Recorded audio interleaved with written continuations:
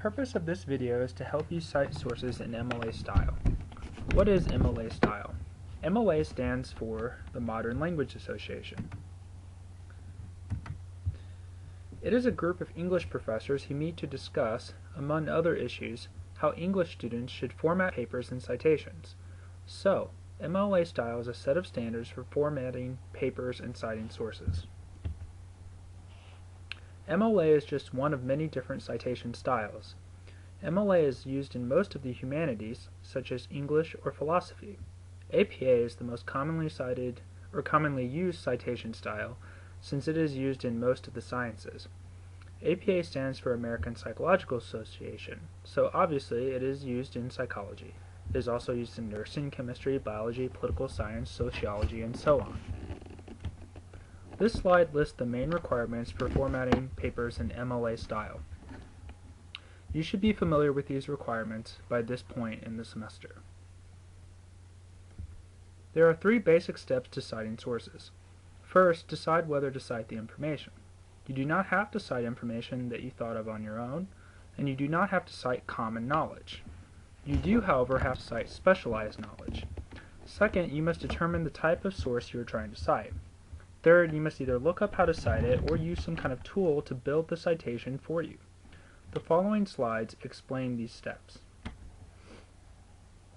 This graphic helps explain how you can decide whether to cite some information. If you think of it on your own, then it is your original thought or idea and you do not need to cite it. But if you did not think of it, then you need to decide whether the thought or idea is common or specialized knowledge. Common knowledge includes general facts or details that almost everyone knows. For example, almost every American knows George Washington was the first president of the United States. Common knowledge can also include some facts or details that can be easily looked up. I do not remember who was the 12th president of the United States, but I can easily look it up.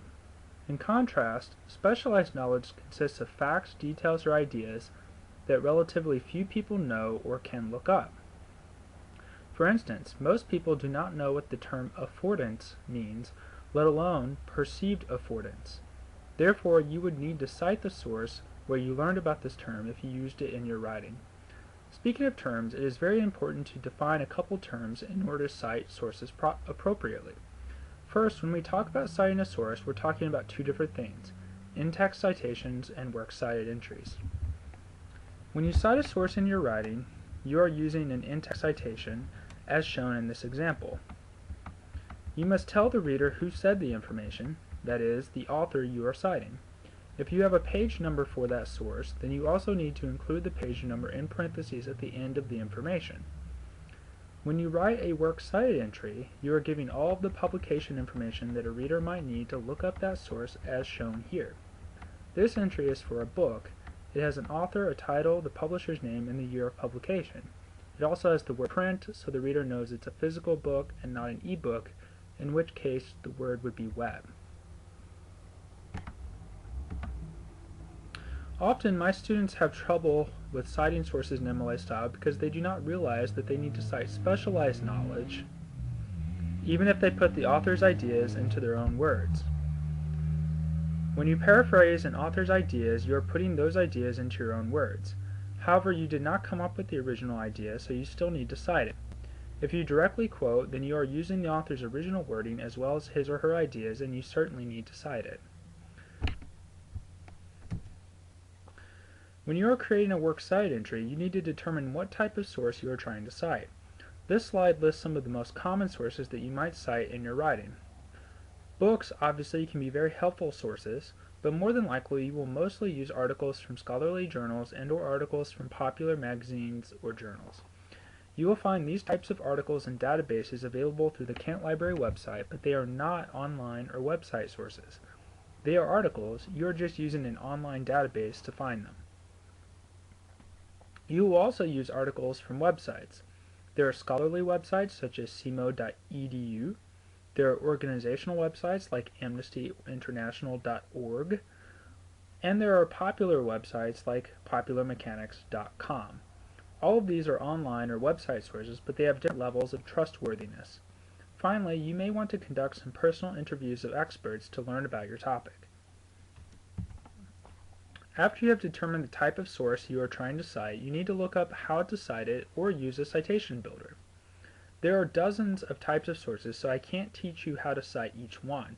Rather, I will teach you how to look up how to cite any source you might encounter.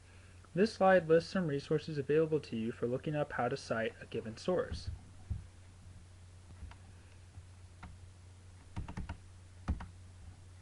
Or you can use some kind of tool to create a works cited entry for you. I really like using Microsoft Word. Click on the References tab, then click Manage Sources. A box will open up with some different options. To create a new works cited entry, click on New and then fill out the form with the information necessary to cite that particular type of source. If you haven't yet determined what kind of source you're trying to cite, then you will need to do so now in order to complete the form. After you've used this form to create works cited entries for each of your sources, you can click Bibliography, then Insert Bibliography to create a works cited page. But there are many other ways to accomplish the same thing. Many library databases have a Cite This button that will create a works cited entry for you, and numerous websites will work similarly to MS Word or these databases. Make sure that you are always citing your sources in MLA 7th edition as shown here in this graphic. I have tried to give you the resources and knowledge that you need to be able to cite any type of source you might encounter. You may have trouble at times, but just refer back to the resources you find to be helpful. You may really like the OWL at Purdue website, or you may prefer one of the handouts. You may really like using MS Word, or you might prefer easybib.com. Just remember, you have the tools you need to cite any source.